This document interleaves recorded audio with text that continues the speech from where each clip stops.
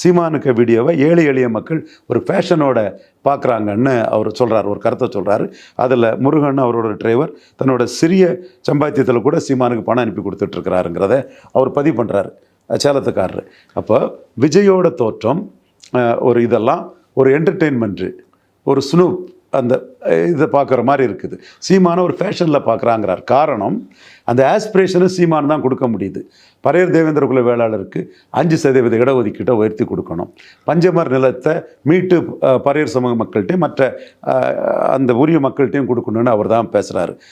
மேல்பாதி மங்கலம் திரௌபதி அம்மன் கோயிலுக்கு ஆலய நுழைவை நானே நடத்துவேன்னு அவர் சொல்கிறார். அப்போ இதெல்லாம் சொல்லும்போது ஒரு சிலர் எதிர்க்க வேண்டியது இருக்குது.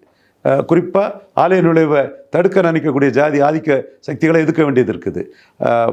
கலைஞர் கொடுத்த அந்த அருந்ததியர் உள்ஒதுக்கீடு தப்புன்னு சொல்லி அருந்ததியர்களை எதிர்க்க வேண்டியது இருக்குது. அதை பற்றி சீமான் கவலைப்படலை.